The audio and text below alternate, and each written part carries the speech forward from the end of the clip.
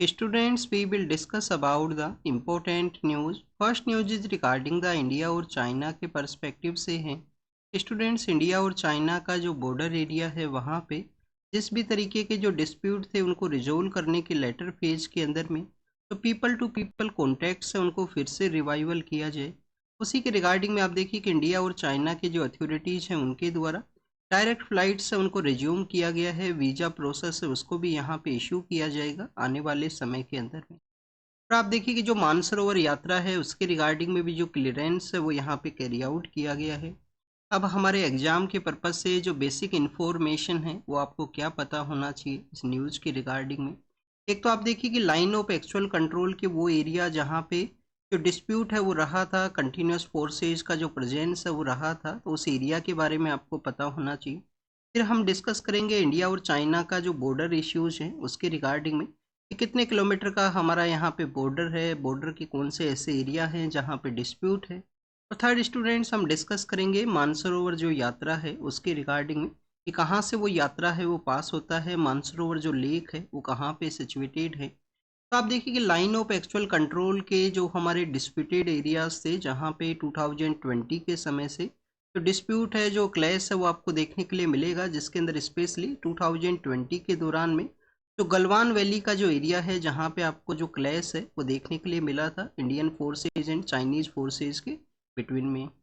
तो आप देखिए कि लाइन ऑफ एक्चुअल कंट्रोल के वो एरियाज का आपको मैप के ऊपर ज़रूर से प्रैक्टिस कर लेना। हो सकता है कि आपसे क्वेश्चन है वो पूछ लिया जाए एग्जाम के अंदर में कि नॉर्थ टू साउथ उनको मैच कीजिए, कौन सा एरिया कुछ कौन सी वैली के एरिया के अंदर में सिचुएटेड है। तो स्टूडेंट्स, लद्दाख का जो ईस्टर्न पार्ट है, लद्दाख के ईस्टर्न पार्ट को आप देखिए कि रफ मैप है उसको हम यहाँ पे ड्रॉ करते हैं। स्टूडेंट, जो ईस्टर्न पार्ट का नॉर्दर्न एरिया है जिसको कि हम दौलत बेग ओल्डी के नाम से जाना करते हैं, दौलत बेग ओल्डी आप देखिए कि इंडिया के द्वारा वहाँ पे हाईएस्ट, वर्ल्ड का हाईएस्ट जो एयर स्ट्रिप है वो वहाँ पे प्रेजेंस है। तो स्टूडेंट, जो दौलत बेग ओल्डी का जो एरिया है स्ट्रेटजिक पर्सपेक्टिव से भी इम्पोर्टेंट है इंडिया के रिगार्डिंग में। आप देखिए कि दौलत बेग ओल्डी का जो सदर्न पार्ट है वहाँ पे आपको जो देपसांग प्लेन्स है वो आपको देखने के लिए मिलेगा। कौन से प्लेन्स है स्टूडेंट्स? देपसांग प्लेन्स हैं। फिर स्टूडेंट्स, उसके सदर्न पार्ट के अंदर में आपको जो गलवान वैली है वो वहाँ पे प्रेजेंट है। फिर वहाँ पे गलवान वैली है जहाँ पे 2020 के समय में जो क्लैश है वो देखने के लिए मिला था। उसका आप देखिए कि साउथ ईस्टर्न पार्ट के अंदर में वहाँ पे आपको फिर हॉट स्प्रिंग का एरिया है। इन सभी एरियाज के सदर्न पार्ट के अंदर में आपको प्योंगयांग से जो लेक है वो वहाँ पे प्रेजेंट है। तो ये कुछ ऐसे एरियाज हैं लाइन ऑफ एक्चुअल कंट्रोल के जिनको कि आप जिनके बारे में आपको इन्फॉर्मेशन है या मैच के ऊपर जो आपका मैप के ऊपर प्रैक्टिस है वो ज़रूर से होना चाहिए। नेक्स्ट स्टूडेंट्स, अगर हम डिस्कस करें बॉर्डर एरियाज़ के रिगार्डिंग में तो आप देखिए कि इंडिया और चाइना का जो बॉर्डर एरिया है, टोटल हमारा जो इंडिया चाइना बॉर्डर एरिया का जो किलोमीटर है 3488 किलोमीटर का एरिया है जो शेयर करता है इंडिया और चाइना। यहाँ पे आप देखिए कि बॉर्डर एरिया को 3 पार्ट्स के अंदर डिवाइड किया गया है। जो लद्दाख का जो रीजन है जहाँ से जो बॉर्डर शेयर होता है उसको हम लाइन ऑफ एक्चुअल कंट्रोल के नाम से जाना करते हैं। फिर आप देखिए कि मिडिल पार्ट का जो एरिया है जिसके अंदर में वो one of the stable border है, वहाँ पे आपको जो लेस नंबर ऑफ डिस्प्यूट्स हैं वो आपको देखने के लिए मिलेंगे। तो बेसिकली आप देखिए कि जिसके अंदर में उत्तराखंड है, हिमाचल प्रदेश का पार्ट है। तो स्टूडेंट्स, आपको जो ईस्टर्न पार्ट ऑफ इंडिया है, अरुणाचल प्रदेश एंड डेट सिक्किम का कुछ एरिया, तो वहाँ पे आप देखिए कि जो बॉर्डर है उसको कि हम मैकमोहन लाइन के नाम से जाना करते हैं, जो कि 1914 के एग्रीमेंट के थ्रू एग्जिस्टेंस में आता है। कॉलोनियल एरा के समय ही उसका जो एग्रीमेंट है वो कैरी आउट किया गया था। अब स्टूडेंट्स, अगर हम बात करें यहाँ पे लाइन ऑफ एक्चुअल कंट्रोल के रिगार्डिंग, तो आप देखिए कि लाइन ऑफ एक्चुअल कंट्रोल के अंदर में 2 लाइन्स वो वहाँ पे हुआ करती हैं। एक जॉनसन लाइन है, एक मैकडोनाल्ड लाइन है। इंडिया के द्वारा जो जॉनसन लाइन है उसको बताया जाता है। जॉनसन लाइन के थ्रू आप देखिए कि जो अक्साई चीन का एरिया है वो इंडिया के अंडर में आपको देखने के लिए मिलेगा। और चाइनीज के द्वारा जो यहाँ पे मैकडोनाल्ड लाइन है उसके रिगार्डिंग में जो क्लेम है वो आपको देखने के लिए मिलेगा, जिसके थ्रू आप देखिए कि जो अक्साई चीन है वो उनके कंट्रोल के अंदर में है, चाइनीज अथॉरिटीज़ के अंडर में। फिर जो मिडिल पार्ट है, जो मिडिल सेक्टर है, वेस्टर्न सेक्टर के अंदर में लाइन ऑफ एक्चुअल कंट्रोल हुआ। मिडिल सेक्टर आप देखिए कि वन ऑफ द स्टेबल है, वहाँ पे कुछ पासेज हैं वो भी सिचुएटेड हैं, जिसके अंदर में आप देखिए कि एक लीपू लेक का जो पास है जो कि उत्तराखंड के अंदर में है, जिसके थ्रू मानसरोवर का यात्रा भी आपको देखने के लिए मिलेगा।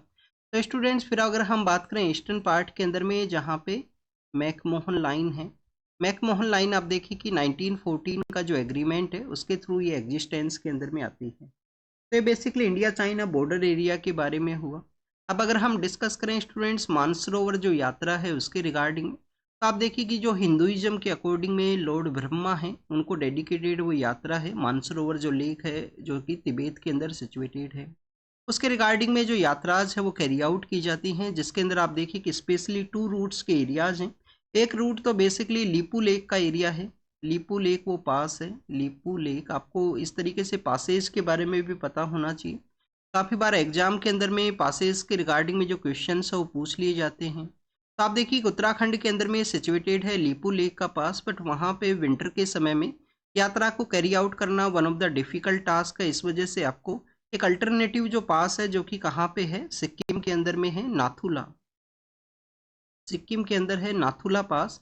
आप देखिए कि जो नाथुला पास है वो सिक्किम के अंदर सिचुएटेड है। यहाँ पे 1967 के समय में आपको एक इंडिया और चाइना का जो डिस्प्यूट है वो भी देखने के लिए मिलेगा नाथुला पास के थ्रू। कर्नल जो रायसेन है इंडियन डिफेंस फोर्सेज के, जिनको कि आप देखिए कि महावीर चक्र है वो दिया गया था, और कर्नल रायसेन को अनडिस्प्यूटेड टाइगर ऑफ नाथुला पास के रूप से रिकॉग्नाइज किया जाता है इंडियन फोर्सेज के अंदर में। तो बेसिकली डिफेंस फोर्सेज के रिगार्डिंग में हुआ, एग्जाम के अंदर में उनके रिगार्डिंग में जो क्वेश्चन है वो नहीं पूछा जाएगा यूपीएससी के पेपर के अंदर में। नेक्स्ट आप देखिए कि अब नेक्स्ट न्यूज़ के बारे में डिस्कस करें तो उत्तराखंड के बारे में है। उत्तराखंड गवर्नमेंट के द्वारा यूनिफॉर्म सिविल कोड है उसको इम्प्लीमेंट करने के रिगार्डिंग में जो डिसीजन है वो लिया गया है। आप देखिए कुछ का ड्राफ्ट प्रपोजल है उसको ऑलरेडी लास्ट 1 ईयर से डिस्कस किया गया था, अब उसको यहाँ पे इम्प्लीमेंट वो किया जाएगा। उत्तराखंड इंडिया का फर्स्ट स्टेट है वो बनेगा पोस्ट इंडिपेंडेंस एरा के समय में कि जिनके द्वारा यूनिफॉर्म सिविल कोड है उसको इम्प्लीमेंट किया गया है। आप देखिए कि उत्तराखंड का ये यूनिफॉर्म सिविल कोड के पर्सपेक्टिव से जब भी हम रीड करते हैं तो आपको जो आर्टिकल है यूनिफॉर्म सिविल कोड का उसके बारे में जानकारी होना चाहिए। कॉन्स्टिट्यूशन, आपसे क्वेश्चन इस तरीके से पूछा जा सकता है कि यूनिफॉर्म सिविल कोड के रिगार्डिंग में कॉन्स्टिट्यूशन के अंदर मेंशन है, कॉन्स्टिट्यूशन के किस पार्ट के अंदर मेंशन है, या पार्ट 1 के अंदर है, पार्ट 2 के अंदर है, पार्ट 3 या पार्ट 4 के अंदर में। तो किस पार्ट के अंदर है स्टूडेंट, पार्ट 4 के अंदर में आपको यूनिफॉर्म सिविल कोड के पर्सपेक्टिव से जो स्पेशल आर्टिकल है वो देखने के लिए मिलेगा। या आपसे जो क्वेश्चन है वो इस तरीके से भी पूछा जा सकता है कि हमारे यहाँ पे बता दिया जाएगा क्या फंडामेंटल राइट्स के अंदर में मेंशन किया गया है, फंडामेंटल ड्यूटीज है, डीपीएसपी है, या प्रियम्बल के अंडर में। तो आप देखिए कि directive principle of state policy हैं जो डीपीएसपी हैं, किसी भी एक स्टेट का पॉलिसी फ्रेमिंग के रिगार्डिंग में जो इम्पोर्टेंट गाइडलाइंस हैं जिनको कि वेलफेयर स्टेट को सेटअप करने के पर्सपेक्टिव से इम्पोर्टेंट जो गाइडलाइन है वो आपको देखने के लिए मिलेगा। पार्ट 4 है जहाँ पे आर्टिकल 44 है, आर्टिकल 44 के अंदर में जो यूनिफॉर्म सिविल कोड है उसके पर्सपेक्टिव से मेंशन किया गया है। यूनिफॉर्म सिविल कोड बेसिकली यही है कि यहाँ पे यूनिफॉर्मिटी को कैरी आउट करना है पर्सनल जो लॉज हैं उनके रिगार्डिंग में। जैसे कि आप देखिए कि जो चिल्ड्रंस हैं, जैसे मैरिज है, डाइवोर्स है, ऐसे इस तरीके के जो केसेज हैं उनके रिगार्डिंग में इस तरीके के जो एरियाज हैं वहाँ पे जो रेगुलेशन है, यूनिफॉर्मिटी है, उसको कैरी आउट किया जाएगा स्टेट गवर्नमेंट के द्वारा। स्टूडेंट जो लिविंग रिलेशनशिप का जो कॉन्सेप्ट है उसके रिगार्डिंग में भी आप देखिए कि यहाँ पे कुछ रजिस्ट्रेशन का जो प्रोसेस है उसको मेंशन किया गया है कि उत्तराखंड गवर्नमेंट के उस पोर्टल के ऊपर जो रजिस्टर है वो करना होगा। अब आप देखिए कि यहाँ पे आपको एक और इन्फॉर्मेशन ये होना चाहिए कि इंडिया के अंदर में उत्तराखंड ओनली स्टेट है जहाँ पे यूनिफॉर्म सिविल कोड को इम्प्लीमेंट किया जाएगा। एक तो आपको ये पता होना चाहिए क्या ओनली स्टेट है। तो आप देखिए कि उत्तराखंड से अलावा आपको गोवा के अंदर देखने के लिए मिलेगा, बट गोवा के अंदर तो आप देखिए कि कॉलोनियल एरा के समय जो पोर्तुगीज हैं उन्हीं के रूल के दौरान में वहाँ पे इस्टेब्लिश है वो किया गया था यूनिफॉर्म सिविल कोड का जो कॉन्सेप्ट है। सेकंड आप देखिए कि क्या उत्तराखंड के जो सभी सिविलियन पर्सनस हैं, सभी जो सिटीजन्स हैं उत्तराखंड के एरिया के, क्या उनके ऊपर ये अप्लाई रहेगा उत्तराखंड का जो ये जो बेसिकली यूनिफॉर्म सिविल कोड का जो कॉन्सेप्ट है। तो आप देखिए कि वहाँ पे जो ट्राइबल कम्युनिटीज़ हैं, क्योंकि काफ़ी सारी ट्राइबल कम्युनिटीज़ का भी प्रेजेंस है उत्तराखंड के अंदर में, जिसके अंदर में आप देखिए कि कुछ ट्राइबल कम्युनिटीज़ के आप नेम को रिकॉग्नाइज कीजिए, रिवाइज करने का कोशिश कीजिए। वन गुजर नाम से एक कम्युनिटी आपको देखने के लिए मिलेगा, जो कि आप देखिए कि जब समर का जब समय हुआ करता है वो बेसिकली जो प्लेन्स के अंदर में उनका प्रेजेंस देखने के लिए मिलेगा। लेटर फेज के अंदर में वो हिली एरियाज के रिगार्डिंग में चले जाते हैं, अपना जो ग्रेजिंग का जो प्रोसेस है उसके रिगार्डिंग में। और भी काफ़ी सारी आपको जो ट्राइबल कम्युनिटीज़ हैं उनका प्रेजेंस है उत्तराखंड के अंदर में। तो आप देखिए कि ट्राइबल कम्युनिटीज़ के ऊपर इसका एप्लीकेशन है, अप्लाई है, वो नहीं रहेगा यूनिफॉर्म सिविल कोड। और ऐसे जो पर्सन जो उत्तराखंड के ओरिजिन के हैं बट आप देखिए कि अदर एरियाज़ के लिए उनका माइग्रेशन हुआ है, उनके ऊपर भी उनका जो यूनिफॉर्म सिविल कोड है उसका अप्लाई है वो नहीं रहेगा। तो ये यूनिफॉर्म सिविल कोड के बारे में था। नेक्स्ट अगर हम डिस्कस करें गाजा स्ट्रिप के पर्सपेक्टिव से हैं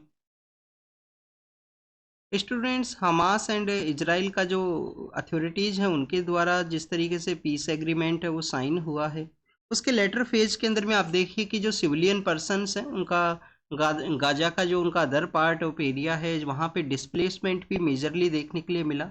मोर देन 90% जो पॉपुलेशन है टोटल गाजा का उसका डिस्प्लेसमेंट है वो हुआ है कन्फ्लिक्ट टाइम पीरियड के दौरान में। तो आप देखिए कि वापस से अपने होम के लिए उनका जो रिटर्न प्रोसेस है उसको यहाँ पे शो किया गया है, किस तरीके से जो मोर नंबर ऑफ पर्सनस है जिनका आपको अपने एरिया के रिगार्डिंग में जो माइग्रेशन है जो उनका मूवमेंट है वो आपको देखने के लिए मिलेगा। अब अगर हम बात करें स्टूडेंट्स गाजा का जो लोकेशन है वो भी आपको पता होना चाहिए। सपोज कीजिए स्टूडेंट्स ये यहाँ पे इजराइल का जो मैप है वो सिचुएटेड है।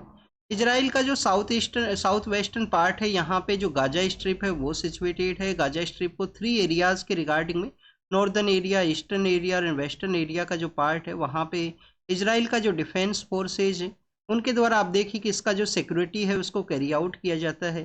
सदर्न पार्ट के अंदर में जो एरिया इससे शेयर होता है वो इजिप्ट का एरिया है, साइनाई पेनिनसुला या सिनाई पेनिनसुला है। तो आप देखिए कि इजिप्ट का जो साइनाई पेनिनसुला है वो अपना एरिया शेयर करता है गाजा स्ट्रिप के साथ में। और यहाँ पे आप इजराइल जो इजिप्ट का जो डिफेंस फोर्सेज है उनका प्रेजेंस आपको देखने के लिए मिलेगा। गाजा के अंदर में हमास का डोमिनेशन है, हमास का वहाँ पे प्रेजेंस है। क्या स्टूडेंट्स जो गाजा स्ट्रिप है वो एक आप देखिए कि मेडिटेरियन के साथ भी अपना एरिया है वो शेयर करता है। तो आप देखिए कि मेडिटेरियन के साथ अपना एरिया है वो शेयर तो करता है बट वहाँ पे ओपन जो एक्सेसिबिलिटी है वो नहीं है। इजराइल का जो फोर्सेज है उनका वहाँ पे प्रेजेंस आपको देखने के लिए मिलेगा। तो this is all the information related to the Gaza के पर्सपेक्टिव से। अब आपको यूपीएससी के एग्जाम का एक क्वेश्चन आपको जरूर से पता होना चाहिए। इसराइल के रिगार्डिंग में आप देखिए कि 2015 के पेपर के अंदर एक क्वेश्चन पूछा गया था। गोलान जो हाइट्स का एरिया है ये नॉर्थ ईस्टर्न पार्ट के अंदर में जो कि इजराइल का सीरिया का जो पार्ट है वो हुआ करता था, इजराइल के द्वारा उसको अनेक्स किया गया था 6 डे वॉर के समय में। तो गोलान हाइट्स के रिगार्डिंग में क्वेश्चन पूछा गया था 2015 के समय में। 2023 के पेपर के अंदर में आप देखिए कि ईस्टर्न पार्ट ऑफ मेडिटेरियन जो सी है, ये जो मेडिटेरियन सी है यहाँ पे इसका जो ईस्टर्न कोस्टल एरिया है, जिस एरिया के अंदर में जो रीजन है उसको हम लेवांट के नाम से जाना करते हैं। तो लेवांट रीजन के रिगार्डिंग में क्वेश्चन पूछ लिया गया कि रीजन है वो कहाँ पे सिचुएटेड है, किस एरिया के अंदर में है। तो ऐसे भी आपको जो इन्फॉर्मेशन है वो ज़रूर से पता होनी चाहिए। नेक्स्ट अगर हम बात करें स्टूडेंट्स, इंडिया और यूएस के जो पॉलिटिकल लीडर्स हैं उनके द्वारा फ़ोन के ऊपर डिस्कस किया गया और कैसे बोथ कंट्रीज एक दूसरे के साथ में कोऑपरेशन एंड पार्टनरशिप के रूप से जो वर्क है उसको कैरी आउट करेंगे, उसके रिगार्डिंग में भी यहाँ पे जो डिस्कशन है वो था। अब देखिए कि यूएस के जो पॉलिटिकल लीडर हैं, जो प्रेसिडेंट है डोनाल्ड ट्रंप, जब से उनके द्वारा पावर को आप देखिए कि टेक ओवर किया गया है, कुछ डिसीजंस वो लिए गए हैं। इलीगल जो माइग्रेशन है उन पर्सनस को वापस से डिपोर्ट करना, उसके रिगार्डिंग में इंडिया के जो मिनिस्टर हैं उनके साथ भी उनके द्वारा डिस्कस किया गया। इसके अलावा स्टूडेंट जो वर्किंग प्रोफेशनल जो काफ़ी सारे इंडियंस हैं उनका वर्किंग प्रोफेशन आपको यूएस के वहाँ पे देखने के लिए मिलेगा। तो आप देखिए कि जो बर्थ राइट का जो कॉन्सेप्ट है कि किसी भी चिल्ड्रन का अगर वहाँ पे बर्थ होता है तो उसको सिटीजनशिप है वो ग्रांट की जाती है। 14th अमेंडमेंट एक्ट है यूएस कॉन्स्टिट्यूशन का, जो आप देखिए कि one of the hardest constitution है अमेंड करने के पर्सपेक्टिव से।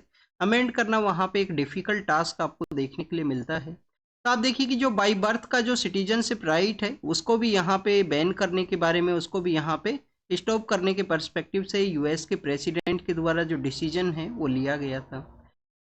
तो this is all the information India US के बारे में है। नेक्स्ट अगर हम बात करें स्टूडेंट्स, दिल्ली का जो गवर्नमेंट है उनके द्वारा एलिगेशंस लगाए गए हैं हरियाणा का जो गवर्नमेंट है उनके ऊपर में कि जो वाटर बेसिकली हरियाणा से दिल्ली के लिए आता है उस वाटर के अंदर में जो आप देखिए कि यहाँ पे अमोनिया का जो प्रेजेंस है वो इंक्रीज हुआ है। अमोनिया का जो प्रेजेंस है वो बताया गया है। अमोनिया बेसिकली किस तरीके का गैस है, आप देखिए कि कलरलेस आपको जो गैस है वो देखने के लिए मिलेगा। अमोनिया का प्रेजेंस है वो इंक्रीज हुआ। ये कलरलेस गैस है, इंडस्ट्रियल जो केमिकल्स हैं उसके अंदर इसको यूज़ किया जाता है। बेसिकली इस न्यूज़ के अंदर ये भी बताया गया है कि जो सोनीपत का एरिया है, सोनीपत कहाँ पे है, हरियाणा के अंदर में। तो सोनीपत के एरिया के अंदर में कुछ इंडस्ट्रियल जो प्लांट्स हैं उनका प्रेजेंस है, स्पेशल जो डाई का जो सेक्टर है उसके रिगार्डिंग में। तो हो सकता है कि उसका वाटर है वो यहाँ पे ऐड होता हो, जिसकी वजह से यहाँ पे अमोनिया का जो जो नंबर्स होने चाहिए वो नंबर्स इंक्रीज हुए हैं। दिल्ली जल बोर्ड के द्वारा बताया जाता है कि समय समय पे उनके द्वारा यहाँ पे जो वाटर का जो क्वालिटी है उसको एग्जामिन किया जाता है। स्टूडेंट्स, हम यहाँ पे जब भी इस तरीके का जो बॉडीज़ के बारे में रीड करते हैं, दिल्ली जल बोर्ड है, बोर्ड बीसीसीआई नाम का जो बॉडी है जो कि क्रिकेट को कंट्रोल करता है, क्रिकेट के रिगार्डिंग में इम्पोर्टेंट है। तो आप देखिए कि जब भी आप इस तरीके के जो ऑर्गेनाइजेशन है बॉडीज़ के बारे में रीड करते हो तो आपको बेसिकली आर्टिकल 12 के पर्सपेक्टिव से भी इनका इंफॉर्मेशन है वो ज़रूर से होना चाहिए। आर्टिकल 12 बेसिकली क्या है, स्टेट को डिफाइन करता है कि what is the state, state के अंदर में कौन कौन से जो ऑर्गेनाइजेशन है वो हैं यहाँ पे। और फंडामेंटल राइट का जो पार्ट है, part 3 of the Indian constitution, उसी के अंदर में आर्टिकल 12 के अंदर में स्टेट को जो डिफाइन है वो किया गया है। इस सेंट्रल अथॉरिटी, स्टेट का अथॉरिटी, कुछ ऐसी अथॉरिटी जिनको क्रिएट किया जाए। इसके अलावा आप देखिए कि नोटिफिकेशन है, नोटिफिकेशन के अलावा और भी काफ़ी कुछ ऐसे यहाँ पे पार्ट्स है जिनको कि ऐड किया गया है इस आर्टिकल 12 के अंडर में। तो ये बेसिकली अमोनिया के बारे में था। वाटर के अंदर अगर उसका एक्सेस अमाउंट के अंदर प्रेजेंस है तो बेसिकली आप देखिए कि हेल्थ को वो इम्पेक्ट करता है। किसी भी पर्सन है जिसके द्वारा उस कंटामिनेटेड वाटर को वहाँ पे कंज्यूम है वो किया जाता है। अमोनियम क्लोराइड, आपने अगर आपने आपका साइंस का बैकग्राउंड है तो आपने ज़रूर से रीड किया होगा, किसी भी सॉल्यूशन को कूल करने के पर्सपेक्टिव से भी यूज़ किया जाता है अगर अमोनियम क्लोराइड का प्रेजेंस है किसी भी वाटर एरिया के अंदर में। नेक्स्ट अगर हम बात करें स्टूडेंट, दिल्ली के जो इलेक्शन है उसी के रिगार्डिंग में है। हमारे जो फॉर्मर वाइस प्रेसिडेंट हैं हामिद अंसारी सर, उनके द्वारा आप देखिए कि होम वोटिंग का जो कॉन्सेप्ट है उसको यूज़ किया गया। मोबाइल जो यहाँ पे पोस्टल बैलेट का जो फैसिलिटी है उसको यूज करते हुए उनके द्वारा जो वोटिंग है उसको कैरी आउट किया गया है। स्टूडेंट्स, अब आपको यहाँ पे एक इन्फॉर्मेशन होना चाहिए कि आप देखिए कि जो सीनियर सिटीजन्स है उसके रिगार्डिंग में भी हमारे इलेक्शन कमीशन ऑफ इंडिया के द्वारा वोटिंग प्रोसेस के अंदर उनका जो पार्टिसिपेशन है वो इंक्रीज हो। होम वोटिंग है उसको कैरी आउट किया जाता है। होम वोटिंग के थ्रू बेसिक जो मैंडेट है वो यही है कि वहाँ पे होम वोटिंग के थ्रू में उनका जो बूथ के रिगार्डिंग में उनका जो एक्सेसिबिलिटी है या उनका जो ट्रांसपोर्ट है वो नहीं एक्सेसिबल है उनके लिए, तो होम वोटिंग के थ्रू उनका जो पार्टिसिपेशन रेट को यहाँ पे इंक्रीज है वो किया जा सके। इलेक्ट्रॉनिकली जो ट्रांसमिटेड पोस्टल बैलेट सिस्टम है उसको यूज़ किया जाता है इस वोटिंग के कॉन्सेप्ट के अंदर में जो होम वोटिंग के अंदर में यूज हुआ करता है। तो ये इलेक्शन कमीशन ऑफ इंडिया का वन ऑफ द इनिशिएटिव है वोटर्स के पार्टिसिपेशन को इंक्रीज करने के रिगार्डिंग में। नेक्स्ट आप देखिए स्टूडेंट्स, अरुणाचल प्रदेश के बारे में है। अरुणाचल प्रदेश का एक टाइगर रिजर्व है जिसको कि हम नामदफा टाइगर रिजर्व के नाम से जाना करते हैं। कौन सा टाइगर रिजर्व है students? Namdapha tiger reserve.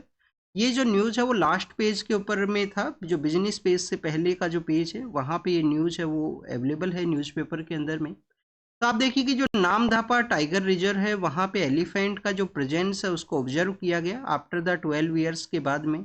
Students, elephant and tiger का जो प्रेजेंस है वो आपको एक नियर बाई एरिया के अंदर ही देखने के लिए मिलता है। काफ़ी बार आप देखिए कि जो एनटीसीए के द्वारा एलिफेंट का भी जो सेंसस है वो कंडक्ट होता है, टाइगर का भी जो एस्टिमेशन है जो सेंसस है वो कंडक्ट होता है। तो एक प्रपोजल है उसको रखा गया था कि एलिफेंट का जब काउंटिंग किया जाए और टाइगर का भी जब काउंटिंग किया जाए कि कितने नंबर ऑफ टाइगर्स हैं हमारे कंट्री के अंदर में और कितने नंबर ऑफ एलिफेंट्स हैं, तो उनका जो सेंसस है वो सिंक्रोनाइज वे के अंदर ही कैरी आउट करने का ज़रूरत है, क्योंकि बोथ का जो प्रेजेंस है एक एक जो जोग्राफिकल एरिया है, सिमिलर जोग्राफिकल एरिया के अंदर प्रेजेंस है वो देखने के लिए मिलेगा। अब आपको एग्जाम के पर्पज से यहाँ पे कुछ बेसिक इन्फॉर्मेशन होना चाहिए कि अरुणाचल प्रदेश का टाइगर रिजर्व है नामदफा, जहाँ पे मिला है एलिफेंट मिले हैं आफ्टर द 12 ईयर्स के बाद में। तो आप देखिएगा अरुणाचल प्रदेश के अंदर में कितने टाइगर रिजर्व हैं। फर्स्ट ऑफ ऑल आपको ये इन्फॉर्मेशन होना चाहिए। आप देखिए कि 3 टाइगर रिजर्व्स उनका प्रेजेंस आपको देखने के लिए मिलेगा अरुणाचल प्रदेश के अंदर में।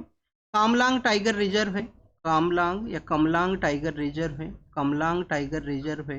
नेक्स्ट आप देखिए कि नामदफा है, नामदफा है, कमलांग है, नामदफा टाइगर रिजर्व है।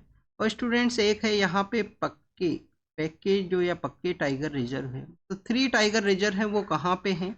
वो हैं बेसिकली अरुणाचल प्रदेश के अंदर में। टाइगर रिजर्व किसके द्वारा नोटिफाई किए जाते हैं? नेशनल टाइगर कंजर्वेशन अथॉरिटी के द्वारा। प्रोजेक्ट टाइगर का जो इनिशिएटिव है वो भी लॉन्च किया गया था 1973 के समय में, टाइगर्स को प्रोटेक्ट करने के पर्सपेक्टिव से। 2-3 न्यूज़ हैं जो टाइगर के ही पर्सपेक्टिव से है। अब आप देखिए कि एक टाइगर का जो न्यूज़ है वो बंगाल के रिगार्डिंग में है कि झारखंड से एक जो टाइगर है उसका एंट्री हुआ है बंगाल के अंदर में। तो आप देखिए कि इससे अर्लियर फेज के अंदर भी कुछ दिनों पहले हमने डिस्कस किया था कि उड़ीसा का जो सिमलीपाल टाइगर रिजर्व है वहाँ पे महाराष्ट्र से एक टाइगर को ले जाया गया था, और उस टाइगर्स का जो कंटिन्यूस जो प्रेजेंस है उनके द्वारा उस सिमलीपाल टाइगर रिजर्व को क्रॉस करते हुए बंगाल के अंदर उसका जो प्रेजेंस है वो देखने के लिए मिला था।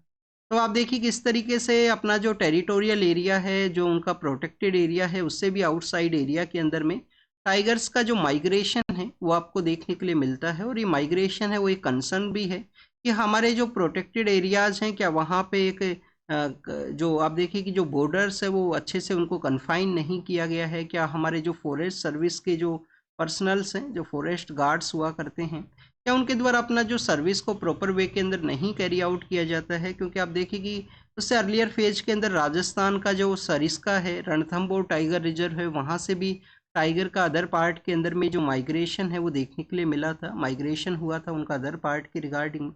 काफ़ी बार टाइगर्स के द्वारा ये जो एक्टिविटी को एक वजह से और कैरी आउट किया जाता है क्योंकि आप देखिए कि जो टाइगर्स है उनका एक टेरिटरी हुआ करता है। सपोज कीजिए यहाँ पे एक टाइगर है, उसका ये टेरिटरी है, अदर टाइगर है उसका जो टेरिटरी है वो एक डिफरेंट टेरिटरी है।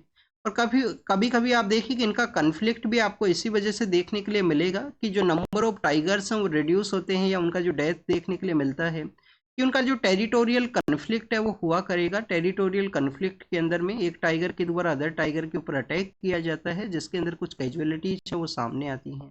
ऐसी ही कैजुअलिटी है वो सामने आई है वायनाड के वहाँ पे। वायनाड में आप देखिए कि टाइगर के द्वारा अटैक किया गया था एक ट्राइबल वुमेन के ऊपर में। अब वो जो टाइगर के द्वारा अटैक किया गया था उनका जो बॉडी है वो मिला है, और उनका बॉडी के अंदर में देख बेसिकली यही बताया गया है कि उनको अदर टाइगर के द्वारा यहाँ पे जो फाइट के अंदर में उनका जो डेथ है वो हुआ है। तो स्टूडेंट्स आप देखिए कि 3 न्यूज़ हैं टाइगर के रिगार्डिंग में। अब हम यहाँ पे वेस्ट बंगाल के जो टाइगर रिजर्व्स हैं उनके बारे में भी डिस्कस करेंगे। आप देखिए कि वेस्ट बंगाल के अंदर में जो नंबर ऑफ टाइगर रिजर्व्स हैं वो 2 हैं। कौन कौन से टाइगर रिजर्व हैं? एक तो आपको वहाँ पे देखने के लिए मिलता है बक्सा है, बक्सा है, और आप देखिए कि सुंदरबन है जहाँ पे रॉयल बंगाल टाइगर्स हैं वो मिला करते हैं। तो बक्सा है, सुंदरबन का एरिया है, 2 वहाँ पे जो टाइगर रिजर्व्स हैं वो प्रेजेंस है। अगर हम बात करें यहाँ पे केरल के पर्सपेक्टिव से, तो केरल के अंदर भी स्टूडेंट्स आपको जो 2 टाइगर रिजर्व्स हैं वो देखने के लिए मिलते हैं। केरला के अंदर भी आपको जो 2 टाइगर रिजर्व्स हैं, 2 टाइगर रिजर्व्स कौन कौन से हैं? एक तो स्टूडेंट्स वहाँ पे पेरियार है, पेरियार के बारे में तो आपको पता ही होगा, पेरियार टाइगर रिजर्व है। फिर स्टूडेंट्स वहाँ पे परम्बिकुलम नाम से भी एक टाइगर रिजर्व है, परम्बिकुलम नाम से भी एक टाइगर रिजर्व है। अब आप देखिए कि इंडिया के अंदर में टोटल टाइगर रिजर्व्स कितने हैं? 57 है। रिसेंटली मध्य प्रदेश के एक टाइगर रिजर्व को नोटिफाई किया गया था। Madhya Pradesh highest number of tiger reserve किस स्टेट के अंदर में है? वो आपको मध्य प्रदेश के अंदर देखने के लिए मिलेंगे। टोटल वहाँ पे 9 टाइगर रिजर्व हैं वो नोटिफाई हैं, बट स्टेट गवर्नमेंट के द्वारा 8 जो टाइगर रिजर्व हैं उन्हीं को अभी एग्जिस्टेंस में लाया गया है। जो माधव वहाँ पे जो टाइगर रिजर्व को जो नोटिफाई किया गया उसका एग्जिस्टेंस अभी आपको नहीं देखने के लिए मिलेगा। ये जो टॉपिक है वो भी न्यूज़ के अंदर में था क्योंकि मध्य प्रदेश के द्वारा जो कुछ अदर स्टेट्स है वहाँ पे टाइगर का जो ट्रांसलोकेशन है उसको अप्रूवल है वो किया गया था एनटीसीए का जो अप्रूवल के ही बाद में। एनटीसीए क्या है? National tiger conservation authority wild life protection act को अमेंड करते हुए, वाइल्ड लाइफ प्रोटेक्शन एक्ट 1972 को अमेंड करते हुए एनटीसीए को क्रिएट किया गया था 2006 के समय। टाइगर एरिया का यहाँ पे अप्रूवल करना हो किसी भी तरीके से, या आप देखिए कि टाइगर का ट्रांसलोकेशन को कैरी आउट करना हो, किसी टाइगर रिजर्व का टेरिटोरियल एरिया को चेंज करना हो, और स्टूडेंट्स इसके अलावा टाइगर्स का जो सेंसस है वो कंडक्ट करना हो, सभी का जो रिस्पॉन्सिबिलिटी है नेशनल टाइगर कंजर्वेशन अथॉरिटी का आपको देखने के लिए मिलेगा। आप देखिए कि इंडिया के अंदर जो चीताज को लाया गया था, अफ्रीका से जो चीताज लाए गए थे उसके अंदर भी एनटीसीए का ही एक इम्पोर्टेंट रोल है, उसको कैरी आउट किया गया। इस कंट्री के अंदर में highest number of tiger reserve, जो टाइगर्स का जो नंबर्स प्रेजेंस है, तो स्टूडेंट्स इंडिया के अंदर ही आपको अराउंड द 70 to 75% जो पॉपुलेशन है वर्ल्ड के टाइगर्स का, वो आपको इंडिया के अंदर देखने के लिए मिलेगा। तो ये बेसिकली टाइगर रिजर्व्स के बारे में था। नेक्स्ट न्यूज़ के पर्सपेक्टिव से अगर हम डिस्कस करें तो आप देखिए कि हमारा जो बजट है वो फर्स्ट फरवरी को प्रेजेंट है वो किया जाएगा फाइनेंस मिनिस्टर के द्वारा। स्टूडेंट जो बजट के बारे में आपको एक इन्फॉर्मेशन होना चाहिए बेसिक। एक तो आप देखिए कि आर्टिकल 112 के अंदर में, बजट को जो नाम है वो क्या दिया गया है, annual financial statement. Annual financial statement इसका ऑफिशियली जो मेंशन है वो कॉन्स्टिट्यूशन के अंदर में है। तो स्टूडेंट्स बजट के अंदर में जो क्लाइमेट एक्शंस है उसके रिगार्डिंग में किस तरीके से जो यहाँ पे यूज किया जाए बजट को क्लाइमेट एक्शंस के पर्सपेक्टिव से, उसके रिगार्डिंग में यहाँ पे डिस्कशन है। क्यों ज़रूरत है बजट को यूटिलाइज करने का क्लाइमेट सेक्टर के ही पर्सपेक्टिव से, क्योंकि आप देखिए कि 2024 का जो ईयर है, एक्सट्रीम जो हीट का जो कंडीशन है वो देखने के लिए मिला था 2024 के दौरान में। तो एक्सट्रीम जो क्लाइमेटिक इवेंट्स हैं उनको डील करने के पर्सपेक्टिव से बजटरी सपोर्ट है उसका अलोकेशन है वो ज़रूर से होना चाहिए। कुछ ग्लोबल यहाँ पे अदर कंट्रीज़ के भी डिसीजन हैं, जैसे कि आप देखिए कि यूरोपियन यूनियन के जो कंट्रीज़ है वहाँ पे कार्बन बॉर्डर एडजस्टमेंट मैकेनिज्म है, जिसको कि 2026 के समय इम्प्लीमेंट किया जाएगा। और इंडिया के काफ़ी सारे जो सेक्टर्स हैं उसको ये आप देखिए कि इम्पैक्ट है वो कर सकता है। तो उसके रिगार्डिंग में भी हमें जो बजटरी सपोर्ट है वो ज़रूरत है क्लाइमेट एक्शंस के रिगार्डिंग में, जिससे कि ओवरऑल हमारा जो प्रोडक्शन है उसको भी हम एक्सपोर्ट कर सकें अदर कंट्रीज के अंदर में बेटर वे के रिगार्डिंग में। और नेक्स्ट आप देखिए कि जो क्लाइमेट के रिगार्डिंग में जो एक्सट्रीम इवेंट्स हैं उनको भी हम डील कर सकें। अब अगर हम बात करें स्टूडेंट्स, क्लाइमेट के जो एक्सट्रीम इवेंट्स हैं वो बेसिकली एक अर्जेंसी को भी क्रिएट करते हैं, और इंडियन अथॉरिटीज़ के लिए एक अपॉर्चुनिटी का जो वर्क है वो भी आपको ये देखने के लिए मिलेगा।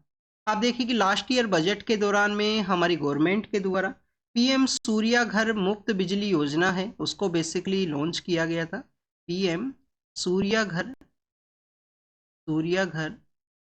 मुफ्त बिजली योजना, बेसिकली मुफ्त बिजली योजना है, उसका बेसिक मैंडेट क्या था कि जो हाउस होल्ड की जो रूफ टॉप्स है वहाँ पे सोलार का जो प्लेट्स हैं वो लगाए जाएं, सोलार के पैनल्स को लगाए जाएं, और होम बेसिस पे ही जो आप देखिए कि सोलार एनर्जी है उसका बेटर वे के अंदर उस पोटेंशियल का जो यूटिलाइजेशन है वो किया जाए।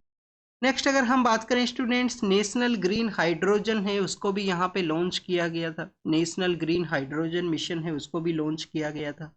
टोटल हमारा जो रिन्यूएबल एनर्जी का जो सेक्टर है, रिन्यूएबल एनर्जी के सेक्टर के अंदर में आप देखिए कि 500 गीगावाट का हमें प्रोडक्शन करना है, 500 गीगावाट का 2030 तक। और उस 500 के अंदर में 203 आपको जो गीगावाट का जो प्रेजेंट इंडिया का पोटेंशियल है वो आपको देखने के लिए मिलता है। तो टारगेट को भी अचीव करना है, एक्सट्रीम क्लाइमेटिक इवेंट्स को भी डील करना है, पोटेंशियल ऑफ सोलार एनर्जी है उसको भी टैप करना है। तो उसी के रिगार्डिंग में इस तरीके से जो सपोर्ट है वो लास्ट ईयर प्रोवाइड किया गया।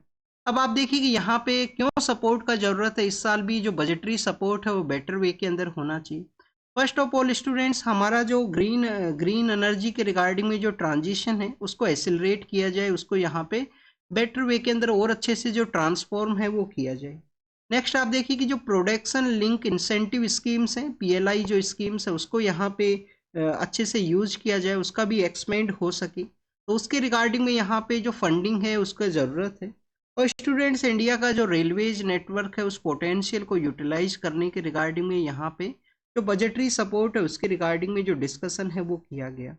नेक्स्ट अगर हम बात करें कौन से ऐसे एरियाज है जहाँ पे इंडिया को अपने कंसर्न्स को देखने का ज़रूरत है, यूरोपियन यूनियन का जो कार्बन बॉर्डर एडजस्टमेंट मैकेनिज्म है जिसके थ्रू आप देखिए कि वहाँ पे कुछ रेस्ट्रिक्शंस वो लगाए जाएंगे 2026 के समय में। इंडिया का जो स्टील इंडस्ट्री है जिसके अंदर मोर पोल्यूशन है उसको वो इम्पैक्ट है वो कर सकता है, उसके ऊपर ज़्यादा जो एडिशनल ड्यूटीज हैं वो लगा दी जाएंगी। उसकी वजह से आप देखिए कि मार्केट के अंदर में उसका जो परचेज रेट है वो काफ़ी हाई रहेगा यूरोपियन यूनियन के वहाँ पे। तो स्टूडेंट्स, हमारा जो micro small and medium enterprises हैं उनको क्लाइमेट एक्शन फंड है उसको क्रिएट किया जाए। एमएसपी नाम के जो हमारे ऑर्गेनाइजेशन है micro small and medium enterprise हैं उसके रिगार्डिंग में क्लाइमेट एक्शन फंड है उसको क्रिएट किया जाए, जिससे कि वो उसको बेटर वे के अंदर यूज कर सके। इंडिया का जो एक्सपोर्ट है एमएसएमई सेक्टर के थ्रू आप देखिए कि उसको भी यहाँ पे कैरी आउट करने का जरूरत है। और सर्कुलर इकोनॉमी है उसको अडॉप्ट किया जाए हमारी अथॉरिटीज़ के द्वारा, जिससे कि बजटरी सपोर्ट का ये जो बजट के थ्रू जो सपोर्ट है उसको बेटर वे के अंदर यूटिलाइज कर सके हमारी गवर्नमेंट के द्वारा। तो क्लाइमेट एक्शन के बारे में था। जीएस पेपर 3 के अंदर में आपसे यहाँ से क्वेश्चन है वो पूछे जा सकते हैं। नेक्स्ट अगर हम बात करें स्टूडेंट्स, अभी आप देखिए कि रिसेंटली पुणे के वहाँ पे गुइलियन बेरे सिंड्रोम है उसके जो केसेज हैं वो सामने आए थे, कैजुअलिटी है उसको भी यहाँ पे रिकॉर्ड किया गया है। अब बेसिकली ये जो सिंड्रोम का जो एक्टिविटी है वो क्या है, क्या ये लाइफ थ्रेटनिंग सिंड्रोम का एक्टिविटी है? स्टूडेंट्स इसके अंदर ऑटो इम्यून न्यूरोलॉजिकल जो डिसऑर्डर है वो आपको देखने के लिए मिलेगा। ऑटो इम्यून न्यूरोलॉजिकल जो डिसऑर्डर है वो आपको देखने के लिए मिलता है। आप देखिए कि न्यूरोलॉजिकल डिसऑर्डर है तो डेट इम्पैक्ट अब हमारे जो बॉडी के जो पार्ट्स हैं उसको इम्पैक्ट करता है, उसका जो प्रॉपर फील करने का जो पैरालिसिस का जो सिचुएशन है वो क्रिएट करेगा। यहाँ पे क्या किसी तरीके का यहाँ पे ट्रीटमेंट है वो अवेलेबल है? Students, no treatment available. Present समय में किसी भी तरीके का जो एग्जैक्ट ट्रीटमेंट है वो नहीं अवेलेबल है। काफ़ी बार आपको देखिए कि कुछ अदर यहाँ पे जो सपोर्टिव यहाँ पे हेल्थ का जो सपोर्टिव है उसी के थ्रू बेसिकली यहाँ पे इम्प्रूवमेंट है वो आपको देखने के लिए मिलता है। नेक्स्ट अगर हम बात करें स्टूडेंट्स, हमारे जो स्टोव गैस है, स्टोव लाइटर्स हैं वो किस तरीके से वर्क किया करते हैं। तो इलेक्ट्रिकल जो स्पार्क है वो आपको देखने के लिए मिलेगा कि हमारा ये जो लाइटर का जो कॉन्सेप्ट है इसके थ्रू आप देखिए कि जो इलेक्ट्रिक स्पार्क है वो कैरी आउट किया जाता है जब भी आप जो आपका गैस का जो आप देखिए कि जो आपका चूल्हा है वहाँ पे आप इसको यूज करते हो उस गैस का जब रिलीज के बाद में।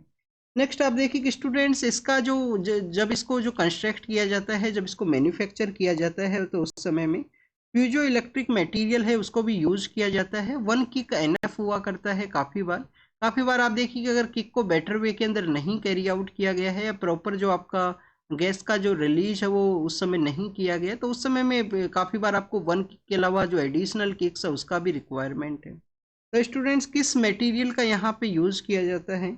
पीजो इलेक्ट्रिक जो मटेरियल है उसका यूज आपको देखने के लिए मिलेगा इन लाइटर्स के अंदर में। फिर आप देखिए कि गुलियन बेरे सिंड्रोम के बारे में है। गुलियन बेरे सिंड्रोम का जो एक पर्सन है जिनका कि वहाँ पे डेथ हुआ है उनको सस्पेक्ट किया गया है।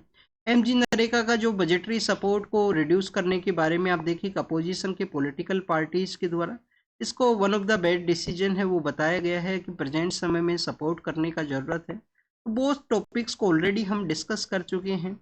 स्टूडेंट 2023 के समय आप देखिए कि सिक्किम के वहाँ पे एक लेक है साउथ लहोनक लेक के अंदर में आप देखिए कि ग्लेशियर लेक आउटब्रस्ट जो फ्लड का एरिया है, ग्लेशियर लेक आउटब्रस्ट फ्लड का जो इम्पैक्ट है वो हुआ और उसी की वजह से आप देखिए कि काफ़ी सारा जो कैजुअलिटी है वो सामने आया था। तीस्ता डैम है उसका भी वहाँ पे डिस्ट्रक्शन है वो हुआ था, तो उसको रीबिल्ट है वो किया जाए सिक्किम के वहाँ पे, तो उसके रिगार्डिंग में यहाँ पे मेंशन किया गया है। एक तो आप देखिए कि आपको ग्लेशियर लेक आउटब्रस्ट फ्लड है उसके बारे में जानकारी होना चाहिए। सपोज कीजिए स्टूडेंट्स ये ग्लेशियर है, ये कोई ग्लेशियर है, उसी के नियर बाई एरिया के अंदर में एक जो लेक है वो क्रिएट होता है, बट आप देखिए कि एक्सट्रीम क्लाइमेट इवेंट की वजह से या एक्सट्रीम कोई बारिश का सिचुएशन होता है या ग्लेशियर का कोई पार्ट है वो यहाँ पे आप देखिए कि ब्रेक होता है, तो उस समय वो जो ग्लेशियर का पार्ट है उस लेक के अंदर में आएगा, लेक का जो वाटर है वो रिलीज होगा। इसी को हम ग्लेशियर लेक आउटब्रस्ट फ्लड के नाम से जाना करते हैं, जो कि हिली एरियाज हमारे जो हिमालयाज एरियाज हैं वहाँ पे one of the biggest concern है। जैसे जैसे क्लाइमेट चेंज के जो इम्पैक्ट है वो सामने आएंगे इस तरीके से हमारे हिमालयन एरियाज के अंदर में ये जो ग्लेशियर लेक आउटब्रस्ट फ्लड के जो इम्पैक्ट्स हैं वो हो सकते हैं। तीस्ता के बारे में यहाँ पे मेंशन किया गया है, तो तीस्ता रिवर के बारे में आपको जानकारी होना चाहिए। तीस्ता रिवर आप देखिए कि इंडिया के 2 स्टेट्स हैं जिसके अंदर एक सिक्किम है, सिक्किम के अलावा आप देखिए कि जो अदर स्टेट है वो कौन सा है, वो वेस्ट बंगाल है जहाँ से ये फ्लो किया करती है। स्टूडेंट्स अब आपको जो जानकारी है वो सिक्किम के बारे में भी होना चाहिए। सिक्किम क्या इंडिया का ओरिजिनल पार्ट हुआ करता था? ओरिजिनल पार्ट नहीं है, चोग्याल डायनेस्टी का वहाँ पे रूल है, वहाँ के जो लोग हैं उनके द्वारा रिक्वेस्ट किया जाता है कि इंडिया के अंदर में हमको ऐड कीजिए। आप देखिए कि एसोसिएट स्टेट के रूप से इसको इनिशियल फेज के अंदर ऐड किया जाएगा 35 कॉन्स्टिट्यूशन अमेंडमेंट एक्ट के through, article 2A and 10 schedule के थ्रू, आर्टिकल 2A और 10th शेड्यूल के थ्रू इसको 35 कॉन्स्टिट्यूशन के थ्रू ऐड किया जाएगा। फिर आप देखिए कि वहाँ के लोगों का फिर से डिमांड रहेगा कि हमको फुल फ्लैज जो स्टेट है उसका स्टेटस है वो दिया जाए इंडिया के अंदर में। तो आर्टिकल 2A 10 शेड्यूल है, इनको डिलीट कर दिया जाएगा और उसके बाद में आप देखिए कि 36 कॉन्स्टिट्यूशन अमेंडमेंट एक्ट के थ्रू सिक्किम को है ऐड किया जाता है। सिक्किम को आप देखिए कि कुछ स्पेशल जो प्रोविजंस के थ्रू जो पावर है वो भी ग्रांट किया गया है। आर्टिकल 371F का जो प्रोविजन है उसके थ्रू आप देखिए कि सिक्किम के अंदर जब लोकसभा के इलेक्शंस कंडक्ट होते हैं तो सिक्किम ओरिजिन का जो पर्सन है वो ही वहाँ पे इलेक्शन है उसको कंटेस्ट कर सकता है। ये यहाँ पे एक स्पेशल जो प्रोविजन है वो सिक्किम का जो पर्सन है उनको अवेलेबल है। नेक्स्ट अगर हम बात करें स्टूडेंट्स वर्ल्ड के पर्सपेक्टिव से है, श्रीलंका के बारे में यहाँ पे मेंशन किया गया है। श्रीलंका के जो आप देखिए कि पॉलिटिकल लीडर है उनको सन को बार किया गया है, ये एग्जाम के पर्पज से नहीं इम्पोर्टेंट है। तालिबान एंड यूएसए के पर्सपेक्टिव से है, यूएस के जो वहाँ पे जो अथॉरिटी के जो पर्सन है प्रेजेंट समय के अंदर में। और आप देखिए कि तालिबान अथॉरिटीज़ के द्वारा कुछ एरिया के रिगार्डिंग में डिस्कशन है, ये भी एग्जाम के पर्पज से नहीं इम्पोर्टेंट है। नेक्स्ट आप देखिए कि सीरिया के ऊपर में जो सैंक्शंस लगाए गए थे, सीरिया के अंदर में जो बशर अल असाद का जो टेन्योर हुआ करता था उस समय जो सीरिया के ऊपर में जो सैंक्शंस लगाए गए थे उनको आने वाले समय के अंदर में यूरोपियन यूनियन के द्वारा जो चेंज है वो किया जा सकता है। तो ये बेसिकली यहाँ पे मेंशन है। सीरिया न्यूज़ के अंदर में था, सीरिया का लोकेशन भी आपको पता होना चाहिए कहाँ पे वो सिचुएटेड है। इजराइल का ये जो एरिया है इसके इसी एरिया के अंदर में सीरिया है वो सिचुएटेड है, नॉर्दर्न पार्ट के अंदर में टर्की है। वहाँ पे लोकेशन को एक बार आप जरूर से देखना है। इसका जो ईस्टर्न पार्ट है वहाँ पे लेबनान है वो भी अपना एरिया है वो शेयर करता है। चाइना के द्वारा कोविड-19 का जो आउटब्रेक है वो लैब से हुआ है, उसके रिगार्डिंग में आप देखिए कहा गया है वन ऑफ द काफ़ी रेयर चांसेज हैं कि वहाँ से उसका आउटब्रेक है वो हुआ हो। कोलंबिया के थ्रू आप देखिए कि जो इलीगल पर्सन है उनको डिपोर्ट किया जाएगा। तो कोलंबिया नाम का जो कंट्री है जो कि लैटिन अमेरिका के नॉर्थ वेस्टर्न पार्ट के अंदर सिचुएटेड है, कोलंबिया के द्वारा कहा गया है कि उनके जो इलीगल पर्सन है उनको वापस से डिपोर्ट कर दिया जाए, उनके द्वारा उनको टेक किया जाएगा, लिया जाएगा उन पर्सनस को। और स्टूडेंट्स यहाँ पे गाजा के बारे में मेंशन है, यूएस के जो पॉलिटिकल लीडर हैं उनका जो डिसीजन है उसके बारे में मेंशन है। एक न्यूज़ यहाँ पे आप देखिए कि M3 जो रेबल ग्रुप है उसके रिगार्डिंग में भी था। M3 जो रेबल ग्रुप है वो किस कंट्री से बिलोंग किया करते हैं, कोंगो के अंदर में उनके द्वारा काफ़ी कुछ जो अटैक्स हैं वो किए गए हैं। कोंगो का जो मिनरल रिच एरिया है वहाँ पे भी आप देखिए कि उनका जो प्रेजेंस है और उनके द्वारा गोमा नाम का एक सिटी है, गोमा है या गोमा है, उस सिटी को आप देखिए कि कैप्चर है वो किया गया। इस M3 रेबल ग्रुप, एक तो आपको ये पता होना चाहिए कि टेरर का जो रेबल ग्रुप है ये रेबल ग्रुप है M3, और किसके द्वारा इसको सपोर्ट किया जाता है, रवांडा नाम का जो कंट्री है उसके द्वारा इसको जो सपोर्ट है वो किया जाता है M3 रेबल ग्रुप को, जो कि कोंगो के अंदर उसका प्रेजेंस है। अफ्रीका से रिलेटेड जो क्वेश्चन है वो पूछे जाते हैं हमारे पेपर के अंदर में, तो आप उसको एग्जामिन जरूर से करना, उसको बेटर वे के अंदर एक बार जाके देखना लोकेशन को कि कहाँ पे कोंगो है कहाँ पे रवांडा है। तो this is all the information related to the today's newspaper. आप इसको रीड कीजिए, रिवाइज कीजिए, जो भी इंफॉर्मेशन आपको मिला है उसको नोट डाउन कीजिए। Thank you students, thank you very much.